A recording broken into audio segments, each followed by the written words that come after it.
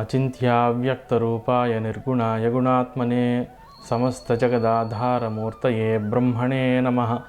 జయతి జగతః ప్రసూతిః విశ్వాత్మా సహజభూషణం నభసః. ధృతకనకసదృశదశశతమయూఖమాలార్చితः సవితా. మూర్తిత్వే పరికల్పితస్య సభృతో వర్త్మా పునర్జన్మనాం.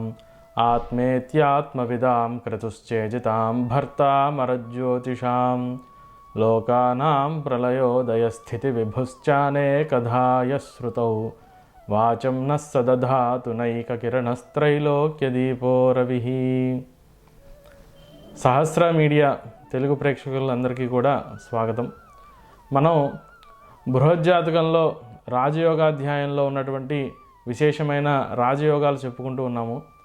అందులో భాగంగా పోయిన భాగంలో మనం 4 గ్రహాలు కుజుడు, రవి, గురుడు అలాగే శని ఈ 4 గ్రహాలు కూడా ఉచ్చలో ఉండి వాటిల్లో ఏదో ఒకటి లగ్నం అయినట్లయితే కనుక, అంటే మకరం కానీ, మేషం కానీ, కర్కాటకం కానీ, తులా కానీ ఈ 4ట్లో ఏదో ఒకటి లగ్నం కనుక అయినట్లయితే ఆ రాజయోగం ఏ విధంగా ఉంటుంది అనేది మనం చెప్పుకున్నాము.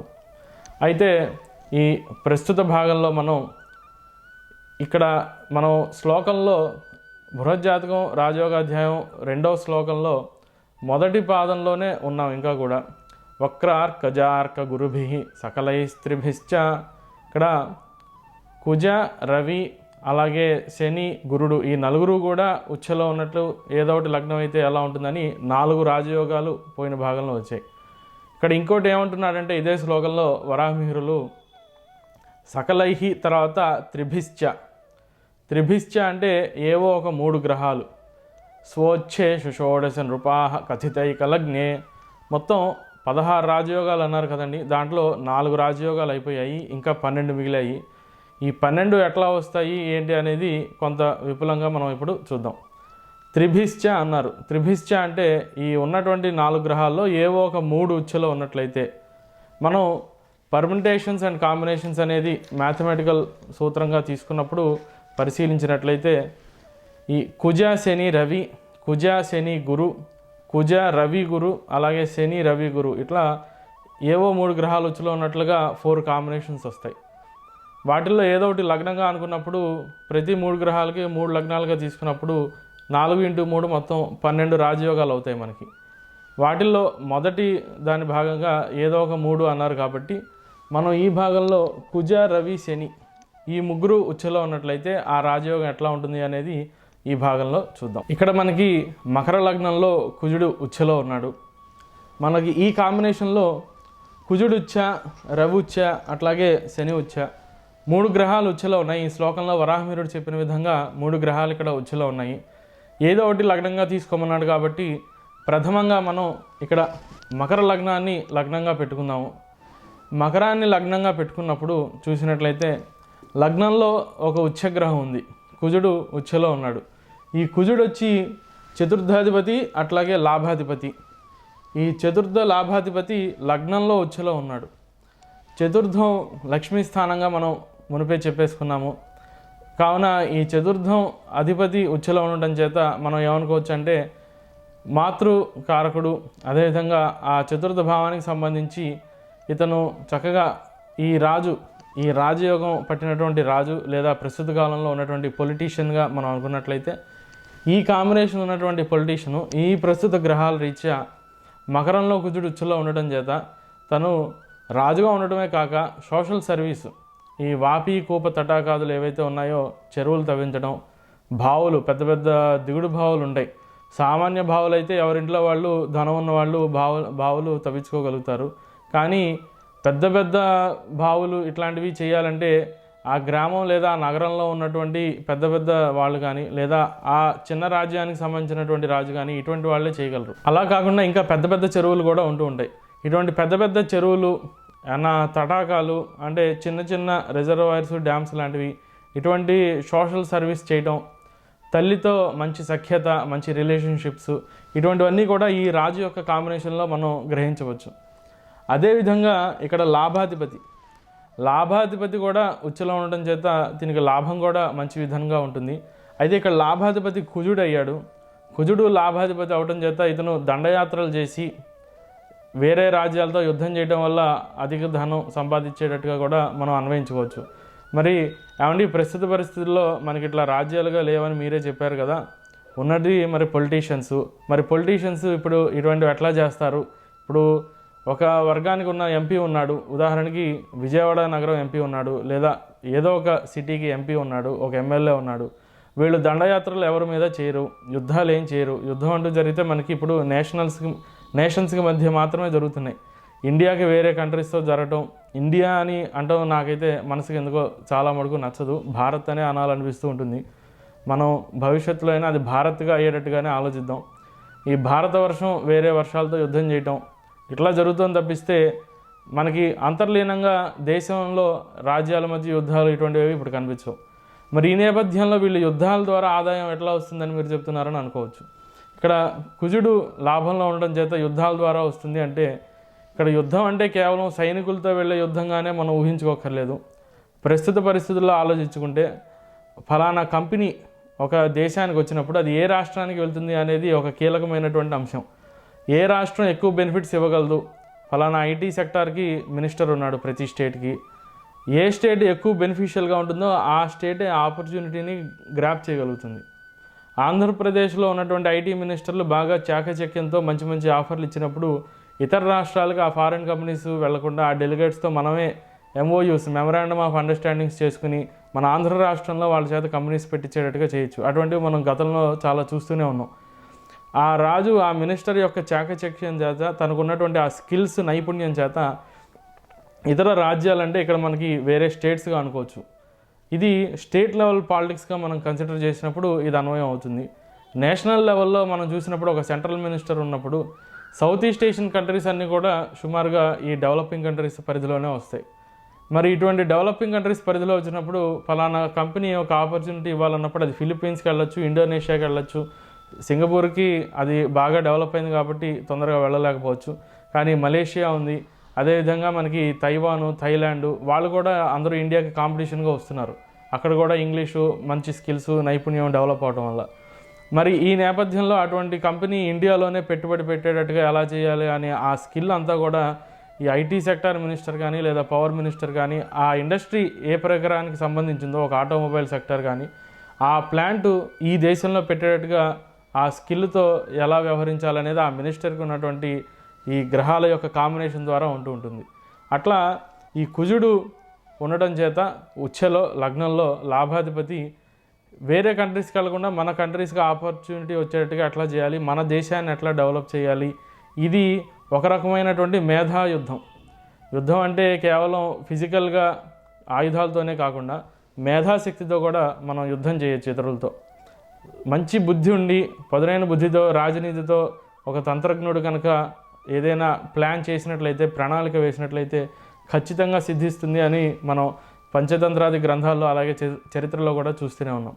ఇక్కడ ఈ కుజుడు ఉచ్చులో మకరంలో ఉండటం చేత ఇటువంటి కాంబినేషన్ ఈ రాజులో ఉండి ఇటువంటి పొలిటీషియను ఇట్లాంటి పనులన్నీ చేయగలడు అని మనం అనుకోవచ్చు. అదేవిధంగా ఇక్కడ చతుర్థం అయినటువంటి లక్ష్మీ స్థానంలో కూడా రవి ఉచ్చులో ఉన్నాడు.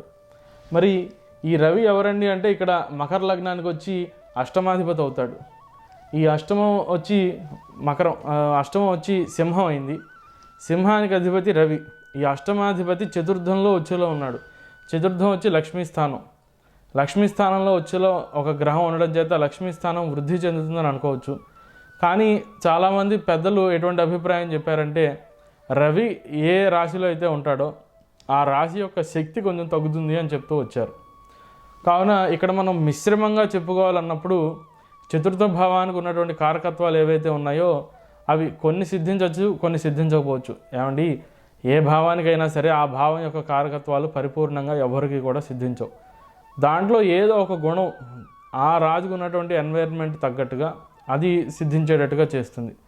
ఉదాహరణకి తిను బాగా సోషల్ అఫేర్స్లోకి వెళ్తే తల్లితో రిలేషన్షిప్ కొంచెం తక్కువగా ఉండేటట్టుగా ఉండటం, లేదు తల్లితో బాగా మంచి రిలేషన్షిప్ ఉంటే కొంత సమాజంతో కొంత చిన్న చిన్న అవతడుకులు ఉండటం, లేదు ఇప్పుడు చతుర్థం ఇతనికి వాహనాలు బాగా ఉన్నట్లయితే ఆ వాహనాలు రాజుకి ఎక్కువ అయ్యి ఆ మెయింటెనెన్స్ చేయడం వల్ల, ఉదాహరణకి ఇదివరకు రోజుల్లో ఏదైనా రాజు మీద పగ తీర్చుకోవాలి అనుకుంటే చాలామంది గజాలు బాగా ఇచ్చేవాళ్ళండి. గజం అంటే ఏనుగు.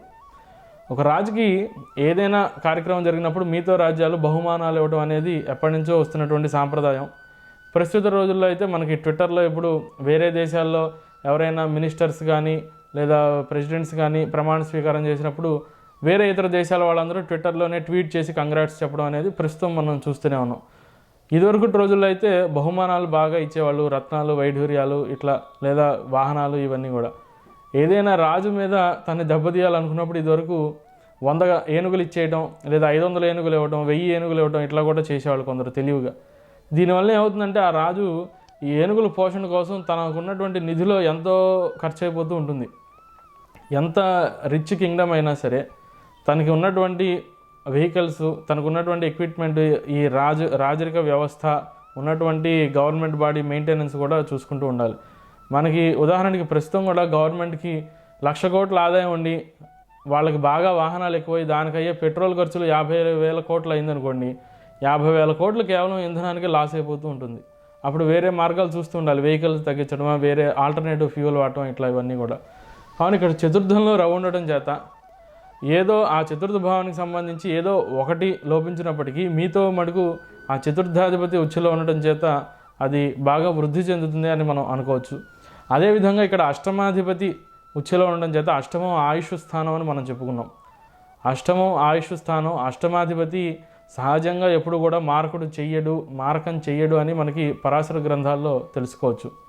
తను వీలైనంత మటుకు తనకున్న బలం బట్టి బాగా బలంగా ఉంటే ఎక్కువ ఆయుర్దాయం ఇవ్వటం, బలం తక్కువగా ఉంటే తన యొక్క శక్తి బట్టి ఆయుర్దాయాన్ని ఇస్తాడు తప్పిస్తే మారకంగా మటుకు సహజంగా అష్టమాధిపతి ఎప్పుడు కూడా మారకాధిపతిగా అవడు అనేది మనం కొన్ని శాస్త్ర గ్రంథాల్లో చూడవచ్చు.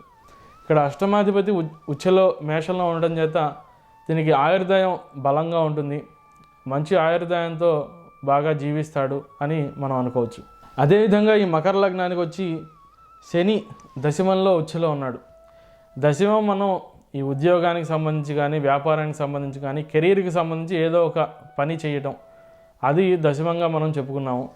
ఇక్కడ మరి దశమంలో శని ఉచ్ఛలో ఉన్నాడు. ఈ శని వచ్చి లగ్నాధిపతి అలాగే ద్వితీయాధిపతి. అంటే ఈ దశమ స్థానంలో, ఈ కర్మస్థానంలో ద్వితీయాధిపతి ఉన్నాడు, లగ్నాధిపతి ఉన్నాడు. ఇప్పుడు లగ్నాధిపతి బలంగా ఉండటం చేత లగ్నాధిపతి ఎప్పుడైనా సరే పూర్ణ శుభుడు, తన శుభత్వం చేస్తాడు, చేతనైనంత మటుకు హాని చేసే అవకాశం వచ్చినప్పుడు న్యూట్రల్గా ఉండేటట్టుగా ప్రయత్నం చేస్తాడని మనం అనుకున్నాము.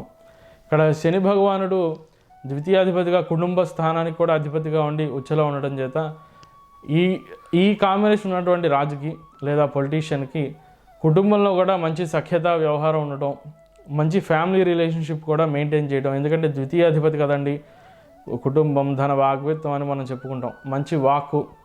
అయితే ఈ శని ద్వితీయాధిపతి అవటం చేత ఒక్కొక్కసారి కొంచెం దుడుసుగా మాట్లాడే అవకాశం ఉంటుంది. కానీ అది రాజరిక వ్యవస్థలో ఉన్నప్పుడు ఒక్కొక్కసారి తంత్రం అంటే ప్లానింగ్ చేసేటప్పుడు అట్లాంటి స్ట్రైట్ ఫార్వర్డ్ మాటలు కూడా ఒక్కొక్కసారి అవసరం అవుతూ ఉంటాయి. మనం ఎంత డిప్లొమాటిక్గా మాట్లాడినా కూడా ఒక్కొక్కసారి ఒక స్ట్రాంగ్ పర్సన్గా మాట్లాడడం చాలా అవసరం. లేదంటే అందరూ కూడా అణగదొక్కే ప్రయత్నం చేస్తూ ఉంటారు. ఇక్కడ ఈ రాజుకి ద్వితీయాధిపతి ఉచ్ఛలో ఉండడం చేత మంచి వాగ్ధోరణి, ఇతర రాజులతో చాకచక్యంగా మాట్లాడడం, కొన్ని ముక్కుసూటిగా మాట్లాడడం, దానివల్ల తను అనుకున్నది చేస్తూ ముందుకెళ్ళే అవకాశాలు, ఇవన్నీ కూడా మనం చూడొచ్చు. అదేవిధంగా లగ్నాధిపతి బలంగా దశమంలో ఉన్నాడు. ఈ దశమం కూడా మనకి లక్ష్మీ స్థానంగా చెప్పుకుంటూ ఉన్నాం.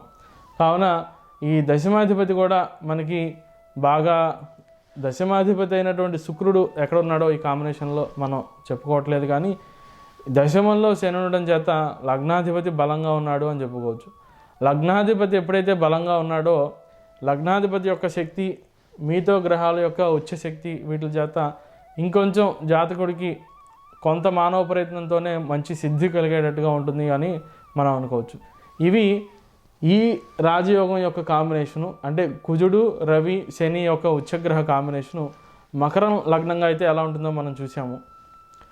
మేషం లగ్నంగా అయితే ఎలా ఉంటుందో కూడా చూద్దాం. ఇక్కడ మనం చూసినట్లయితే ప్రస్తుతం మేష లగ్నానికి ఈ రాజయోగం యొక్క కాంబినేషన్ ఎట్లా పనిచేస్తుంది అనేది చూద్దాము.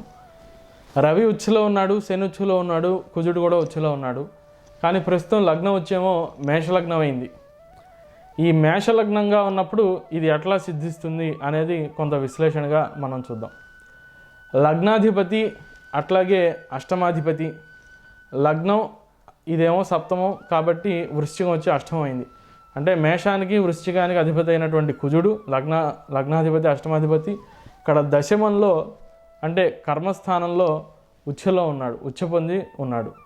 కావున లగ్నాధిపతి బలంగా ఉన్నాడు అని ఒక పాయింట్ మనం అనుకున్నట్లయితే అష్టమాధిపతి బలం కూడా ఈ నేపథ్యంలో మనకు వర్తిస్తుంది.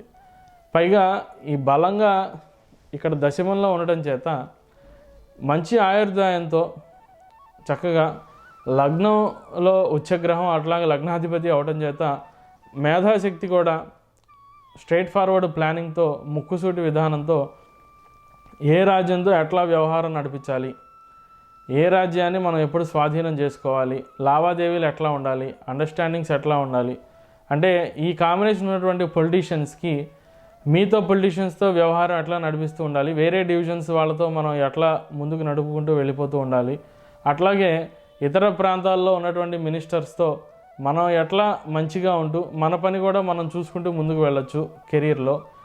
అందులోనూ ఈ దశమంలో కర్మస్థానంలో ఉండటం చేత మంచి ఆయుర్దాయంతో ఎక్కువ కాలం రాజ్యపాలన చేస్తూ ఉండటం, అంటే లాంగ్ లైఫ్, మంచి లాంగ్ పొలిటికల్ లైఫ్ ఉండేటట్టుగా ఉండటం, ఇవన్నీ కూడా లగ్నాష్టమాధిపతి ఇక్కడ దశమంలో ఉచ్చలో ఉండటం చేత ఉంటాయి అని మనం గ్రహించవచ్చు. ఇంకా లగ్నంలో కూడా ఒక ఉచ్చగ్రహం ఉందండి.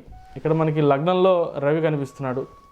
ఈ రవి వచ్చి 1, 2, 3, 4, 5 అంటే ఇక్కడ మేషం, వృషభం, మిథునం, కర్కాటకం, సింహం. ఇక్కడ సింహం వచ్చి పంచమ స్థానం అయింది. పంచమం అనేది విష్ణు స్థానం అని మనం చెప్పుకున్నాం. ఈ పంచమం అట్లాగే నవమం ఈ 5, 9, 2 కూడా విష్ణు స్థానాలు.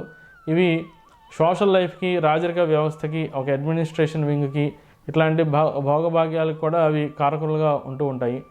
అట్లాగే ఈ చతుర్థం, దశమం ఇవేమో లక్ష్మీ స్థానాలు, మంచి ధన సంపాదన ఇటువంటి వాటికి కూడా కారకులుగా ఉంటూ ఉంటాయి. ఇక్కడ పంచమాధిపతి అట్లాగే మంత్రం, పుత్రస్థానం ఇవన్నీ కూడా పంచమాధిపతి నుండి మనం కొంత గ్రహించవచ్చు. ఈ పంచమాధిపతి ఉచ్చలో లగ్నంలో ఉన్నాడు. కావున ఈ రాజుకి పంచమానికి సంబంధించినటువంటి కారకత్వాలు ఏవైతే ఉన్నాయో, ఉదాహరణకి సత్సంతానం కలగటం, మంచి మంత్రోపాసన, అందులో అది రవి లగ్నంలో ఉండటం చేత తిను సూర్యోపాసన ఎక్కువ చేసే విధానంగాను, బలంగా దైవారాధన చేయటం, ఒక భగీరథుడు ఎట్లా అయితే తీవ్రంగా తపస్సు చేస్తాడో ఒక నిష్టతో, ఆ విధంగా ఒక సిన్సియారిటీతో మంచి కాన్సన్ట్రేషన్తో ధ్యానం చేయటం, భగవన్నామస్మరణ, భగవద్ధ్యానం చేయటం, ఇటువంటివన్నీ కూడా ఇతనిలో చెప్పుకోవచ్చు. అదేవిధంగా పంచమాధిపతి అది పుత్రస్థానం అవడం చేత మంచి పుత్రులు కలగటం. ఏమండి, ఏ రాజ్యానికైనా సరే ఆ రాజ్యం, ఆ డైనాసిటీ కంటిన్యూ అవ్వాలి. అయితే చరిత్ర మనం చూసినప్పుడు ఏ రాజ్యం కూడా శాశ్వతంగా ఉండదు.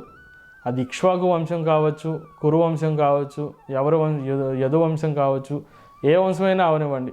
లేదు ప్రస్తుత పొలిటీషియన్స్లో మనం ఏదో ఫ్యామిలీ పాలిటిక్స్ అని అంటూ ఉంటాం, కానీ అనాదిగా చరిత్రలో ఉన్నదే ఎప్పుడు కూడా family politics. And family politics తీసేసాం. ఇప్పుడు ఎవరు వస్తారండి కొత్తగా? ఏమన్నా అందరూ ముందరకు వచ్చేస్తారా? వాళ్ళ ఫ్యామిలీ ఒక డెడికేషన్గా అదొక కులవృత్తిగా భావించి గతంలో అట్లా నిలిచాయి.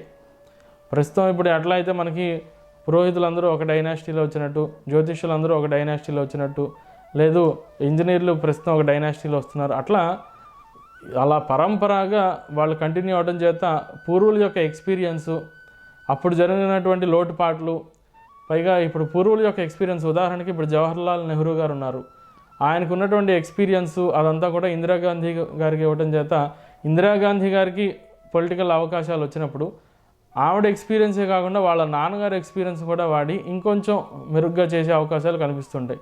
అయితే చాలామంది ప్రస్తుత రోజుల్లో మనం గమనించవచ్చు, గాంధీని, నెహ్రూని విమర్శించడం, గాంధీ ఫ్యామిలీని విమర్శించడం, మిగతా వాళ్ళే గొప్పవాళ్ళు అనడం, ఇట్లా మనకు కనిపిస్తుంది. ఎవరు గొప్పవాళ్ళు కాకపోయినప్పటికీ వాళ్ళకు ఉన్నటువంటి సమయంలో వాళ్ళకున్న శక్తి సామర్థ్యాలు బట్టి వాళ్ళకి చేతనైంది అప్పుడు చేయగలిగారు.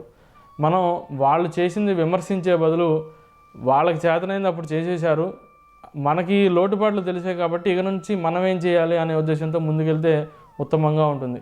ప్రస్తుతం ఇప్పుడు మోడీ గారు కూడా మనకి పూర్వం ఎట్లా జరిగినప్పటికీ ఇప్పటి నుంచి ఆయన ప్రయత్నం ఆయన చేస్తున్నారు. ఆయన శక్తి సామర్థ్యాలు బట్టి ఆయనకి చేతనైంది ఆయన చేస్తారు. ఆ తర్వాత నుండి నడిపించడం అనేది నెక్స్ట్ జనరేషన్ యొక్క చేతిలో ఉంటుంది. అంటే భావితరాల పొలిటీషియన్స్, భావితరాల లీడర్స్ వాళ్ళ చేతుల్లో ఉంటుంది. అట్లా ఇక్కడ పంచమాధిపతి ఉచ్చులో ఉండటం చేత నెక్స్ట్ జనరేషన్ మంచి పూర్వం రాజరిక వ్యవస్థ హెరిడిటరీగా వచ్చేది కాబట్టి పుత్రుల చేత నెక్స్ట్ వాళ్ళకి కంటిన్యూ అవుతూ ఉంటుందని అనుకోవచ్చు.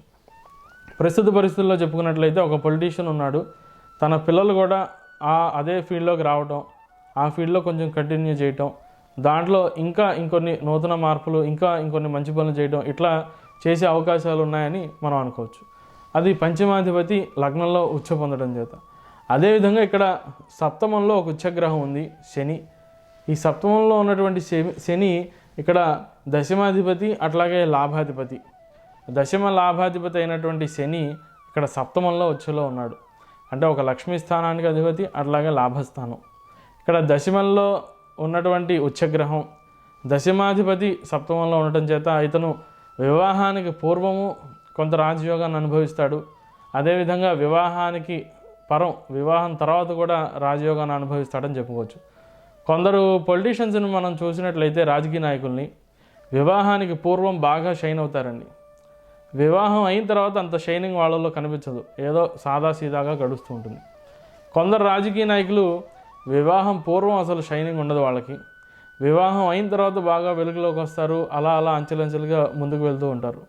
కానీ కొందరిలో మటుకు వివాహం పూర్వం కానీ వివాహం తర్వాత కానీ వాళ్ళు ఒకే ధీటుతో అలా ఒక స్ట్రైట్ లైన్ ఎలా అయితే మనం 45 degrees యాంగిల్లో స్ట్రైట్ లైన్ గీసినప్పుడు అలా పైకి దూసుకెళ్తూ వెళ్ళిపోతూ ఉంటుంది స్ట్రైట్ లైన్, ఇంకా ఇన్ఫినిటీ దాకా.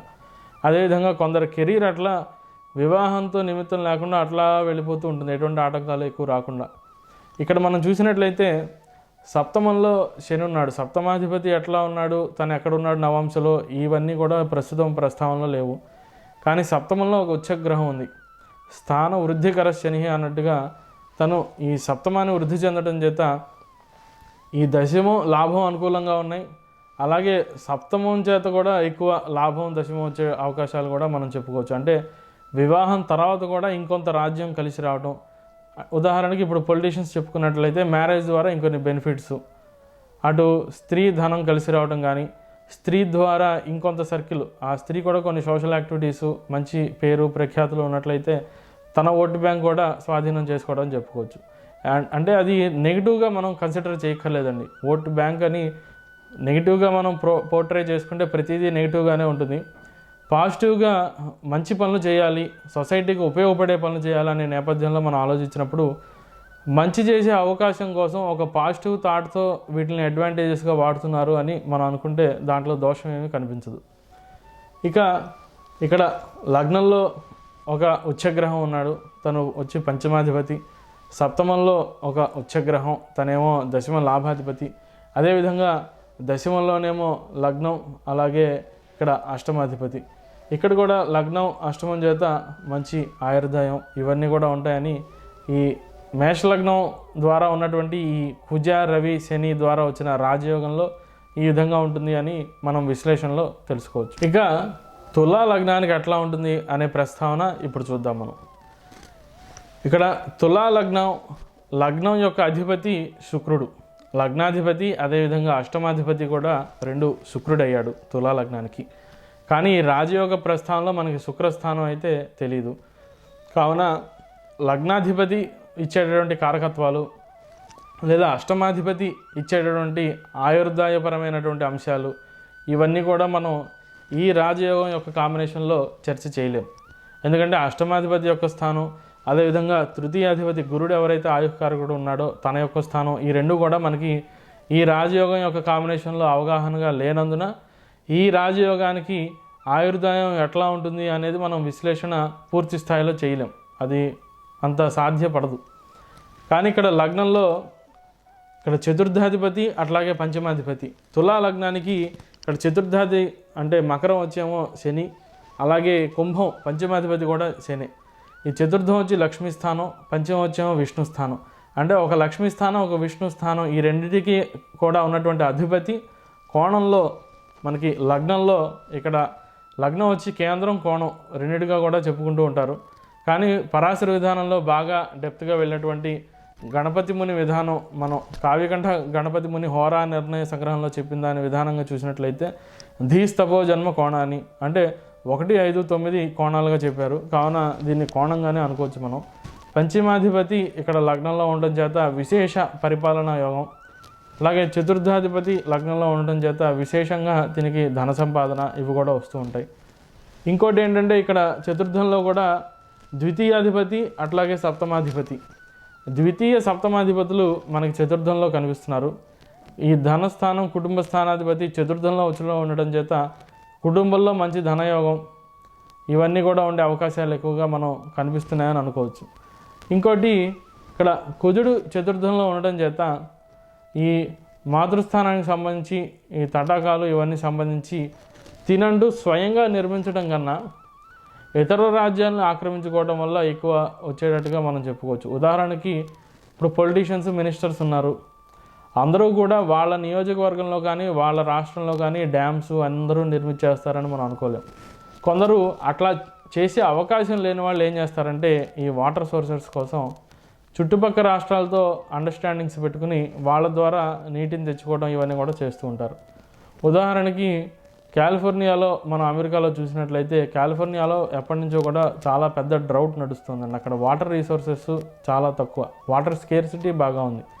వాళ్ళు ఎప్పటి నుంచో కూడా చుట్టుపక్కల రాష్ట్రాలతో ఒక అండర్స్టాండింగ్తో చుట్టుపక్కల రాష్ట్రాల సీవేజ్ వాటర్ని కలెక్ట్ చేసి దాన్ని రిఫైన్ చేసి ప్యూరిఫై చేసి 24/7 వాటర్ అందిస్తూ ఉన్నారు. అంటే ఇక్కడ అడ్మినిస్ట్రేషన్లో ఆ లీడర్స్కి ఎటువంటి రాజయోగాలు ఉన్నాయి, వాళ్ళు ఎంత ప్లానింగ్తో ఆ గవర్నమెంట్ బాడీ నడుస్తుంది అనేది మనం చూసుకోవచ్చు. ఒక పక్క వాటర్ స్కేర్సిటీ ఉంది, చుట్టుపక్కల రాష్ట్రాల సీవేజ్ వాటర్ కలెక్ట్ చేస్తున్నారు వాళ్ళు. ఆ సీవేజ్ వాటర్ని మళ్ళీ చాలా జాగ్రత్తగా రిఫైన్ చేయాలి, లేదంటే అది బాగుండదు, దుర్వాసన వస్తుంది, అది ఆరోగ్యానికి కూడా చాలా హానికరం. కానీ వాళ్ళు ఆ చుట్టుపక్కల రాష్ట్రాల వాటర్ అంతా కూడా రిఫైన్ చేస్తున్నారు. ఇటువంటి పరిస్థితుల్లో కూడా 24/7 అంటే 365 డేస్ 300 సంవత్సరం మొత్తం కూడా 24 గంటలు నీటి సరఫరా చక్కగా నిరాటంకంగా జరుగుతుంది. అంటే అక్కడ ఉన్నటువంటి రాజులకి ఆ పొలిటీషియన్స్కి అంత బలంగా ఇటువంటి యోగాలు కొన్ని ఉన్నాయి. వాళ్ళు ఎంత మానవతావాదంతో అదేవిధంగా వాళ్ళ యొక్క పొలిటికల్ స్టాండింగ్ కోసం అని కానీ ఏ విధంగా చూసుకున్నప్పటికీ ఎంత నిఖచ్చిగా ధైర్యంగా పనులు చేస్తూ ముందుకెళ్తున్నారు, ఎంత సమాజ శ్రేయస్సు కోసం కృషి చేస్తున్నారు వాళ్ళకి తోచిన విధానంలో ఇవి కూడా మనం గమనించవచ్చు.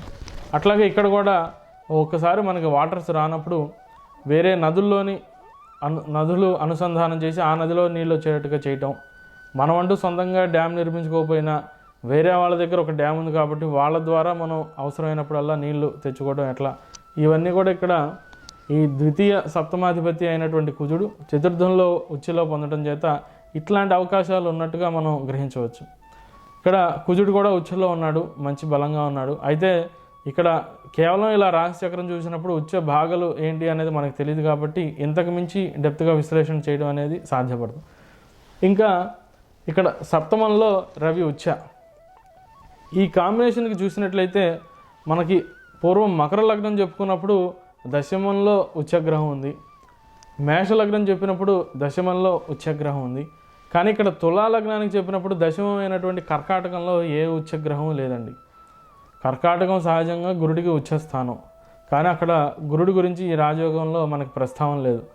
అంటే ఇక్కడ కర్మకి సంబంధించి కర్మాధిపతి ఎక్కడున్నాడో మనకి తెలియదు, కర్మస్థానంలో ఎటువంటి ఉచ్చగ్రహం లేదు. కానీ ఈ కర్మ దశమం ఏదైతే ఉందో దాన్ని శని పూర్ణ దృష్టితో చూస్తున్నాడు. ఈ శని దశమాన్ని చూడటం వల్ల పాజిటివ్ ఉంటుంది, నెగిటివ్ ఉంటుంది అని మనం అనుకోవచ్చు. ఎందుకంటే ఈ దశమం వచ్చి ఈ శనికి అంత ఫేవరబుల్ పొజిషన్ కాదు. శని ఏ రాశిని అయితే చూస్తాడో ఆ రాశికి సంబంధించి ఏదో ఒక అవయోగం కూడా ఇస్తాడు అని మనకి శాస్త్రంలో చెప్తున్నారు. అంటే ఈ రాజుకి కెరీర్లో కొంత ఎక్కువ ఇంబ్యాలెన్సెస్ కూడా కొంత ఉండే అవకాశం ఉందని మనం అనుకోవచ్చు. అదేవిధంగా ఈ దశమాన్ని కుజుడు కూడా పూర్ణ దృష్టితో సప్తమంగా చూస్తున్నాడు, శని విశేష దృష్టితో దశమంగా చూస్తున్నాడు. శని ఎప్పుడైతే దశమాన్ని చూస్తాడో అది ఎవరికైనా సరే మధ్య మధ్యలో కెరీర్లో చిన్న చిన్న బ్రేక్స్ రావడం, లేదా ఒక్కొక్కసారి కెరీర్ చేంజ్ అవ్వటం, ఇటువంటివన్నీ కూడా శని దశమాన్ని చూస్తే వచ్చేటటువంటి అంశాలుగా మనం అనుకోవచ్చు. కావున ఇక్కడ దశమాన్ని శని చూడటం చేత ఈ రాజయోగం తిను రాజైనప్పటికీ ఒక పూర్తి స్థాయిలో వెలుగొందడం అనేది అంత సాధ్యపడేటట్టుగా మనకి ఈ కాంబినేషన్లో కనిపించట్లేదు. ఇట్లా మనం ఈ కుజ రవి శని ఈ 3 గ్రహాలు ఉచ్చలో ఉంటే 3 రాజయోగాలు వస్తాయి. అది ఏ విధంగా అంటే మకరం లగ్నంగా అయితే ఒక రాజయోగం, మేషం లగ్నంగా అయితే ఇంకొక రాజయోగం, తులా లగ్నం అయితే ఇంకొక రాజయోగం. ఇట్లా 3 రాజయోగాల గురించి మనం ఈ భాగంలో చెప్పుకున్నాము. తరువాయి భాగంలో ఇంకొన్ని రాజయోగాల గురించి చెప్పుకుందాం. స్వస్తి ప్రజాభ్య పరిపాలయంతాం న్యాయేన మార్గేణ మహీం మహిషాః గోబ్రాహ్మణేభ్య శుభమస్తు నిత్యం లోకాః సమస్తాః సుఖినో భవంతు. హరి ఓం తత్సత్. ఈ వీడియో గనుక మీకు నచ్చినట్లయితే లైక్ చేయండి, షేర్ చేయండి, సబ్స్క్రైబ్ చేయడం మాత్రం మర్చిపోకండి. మా వీడియో నోటిఫికేషన్స్ మీకు రావాలంటే బెల్ ఐకాన్ ని క్లిక్ చేయండి.